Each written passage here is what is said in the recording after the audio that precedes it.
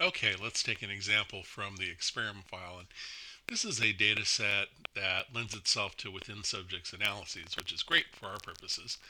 And if I go to variable view, you'll see that there are a variety of variables here: sex, age, group, the type of class that people would have taken to help alleviate their fear of anxiety. All of this is in the palette. So if you want to know more details, files, go look in palette in the chapter that looks at mixed analysis of variance. So there are three different dependent measures here. One is a fear of statistics score, and that was collected three times at time one, time two, and time three.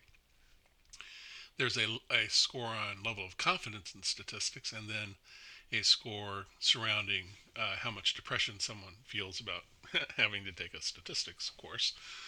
There's also variables involving an exam score and so forth. So we're not going to use all of these variables within this analysis. In fact, we're going to just focus on the fear of statistics variable.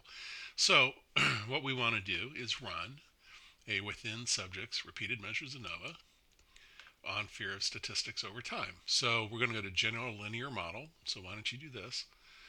Just follow along with me. Go to repeated measures. We're going to click that. And up comes the repeated measures define factors dialog. And it's going to give our factor a name, factor one, but we can change that. And so what we're going to do is just say fear of statistics, and really what we mean here is sort of fear of statistics over time. Could have just called this a time factor. We know that it has three levels, and I add it. Okay, so I've added my factor. This is a one-way repeated measures design. So I hit define, and up comes a dialog box that basically says, okay, tell me what those three levels are. And so now I just have to go over here and I find fear of stats time one, and I drag it and I drop it.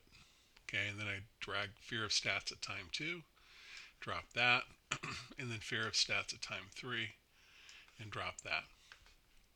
Now the last thing we have to do is kind of walk our way through these buttons over here. We're going to skip the first two, model and contrast, just go to plots, and here we're going to plot out the means for the different levels for fear of statistics. Don't forget to click add. I always forget to click that. Hit continue.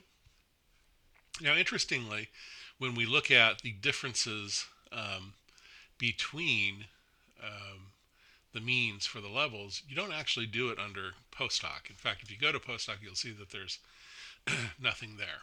Okay, and the reason it's not there is because if you go under options, this is something that effectively SPSS says that you should do automatically. So it's going to just say, hey, let's compute the estimated marginal means. So we're going to do that. And then we'll just say, let's compare the means for that one main effect for fear of statistics. And it's going to give us the option of LSD first, which is not what we want to choose. Bonferroni is a better test in this regard. So we choose Bonferroni.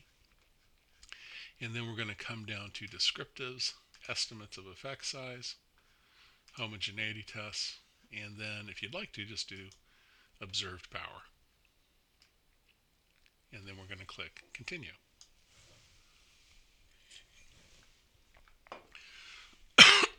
So that takes us to, that takes us back to the screen. We'll click OK, and then up comes our output. And I'll just walk through this fairly quickly. Basically, there's a warning that it can't give you all the output because you don't have a between group design. You can skip that. Don't worry about it. It's supposed to be there. The next box right here just identifies the variables you're using. Here, this tells you the means for your different levels. We're expecting to see fear of statistics decrease over time, so that's a good pattern of scores.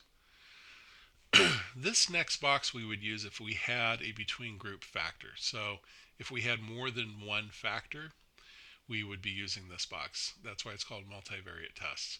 But we only have a within group analysis here. So we're going to skip this entire box.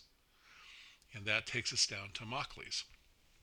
Now, I'm not going to spend a lot of time on Mauchly's because I did spend a lot of time on that already in the other video and in class.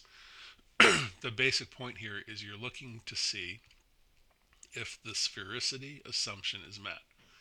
If you get a p-value here less than 0.05, then the sphericity assumption is not met, and you have to employ a correction in your analysis to correct for the fact that the assumption of sphericity has not been met. Nothing that you personally have to do. SPSS will do this for you. So now we come down to this box that says tests of within subjects effects. We're looking at the variable of interest, fear of statistics, and we go down to greenhouse geyser. We skip sphericity assumed. We come to greenhouse geyser. There are other corrections that we could look at, but we're not going to. And we're going to look across at greenhouse geyser, and we look across to the F ratio. The F ratio here is very big. It's 41.42. The likelihood of observing an F ratio of this size by chance or measurement error is less than 0.001. There's an effect size, partial eta squared, for this variable of 0.58. That's a large effect size, okay? And we have plenty of power to detect it, okay? So the effect is so big that essentially SPSS is telling us, yeah, you had plenty of power to get it with big effect size, easy to detect. And then when you write it up, you'd use the degrees of freedom for greenhouse geyser right here. Okay, that's essentially your between group degrees of freedom. And then your error term, denominator degrees of freedom, would be right here. So they're sort of odd looking degrees of freedom because greenhouse geyser goes back in and fiddles with degrees of freedom in order to give us an unbiased F ratio. There are other boxes that get printed out, really none of which are important to us. So we're going to skip over tests of within subjects contrast, tests of between subjects effects, because there is no between subjects factor that we're interested in. Then we come down to estimated marginal means. Okay, what this is going to do is just give us the means for each of the levels again. And then the pairwise comparison is where we find out where there are differences between the levels. And basically we're seeing asterisks across the board. And what that tells us is that the mean for every level is different from the mean for every other level. Okay? We're going to skip over multivariate tests, not relevant for us. And then we get a profile plot, which just plots the means out relative to one another. And what you see is this nice little linear decline showing a reduction in mean fear of statistics. When we go to write up the result, we would say when using an ANOVA with repeated measures with a greenhouse geyser correction, mean scores on the fear of statistics test showed significant differences over time. F, and then there's those funny looking degrees of freedom, 41.42, P is less than 0.01, partial eta squared, 0.59. Now, how do we tell the reader about where the mean differences are? We just add the sentence, statistically significant differences were observed between means across all levels. Okay?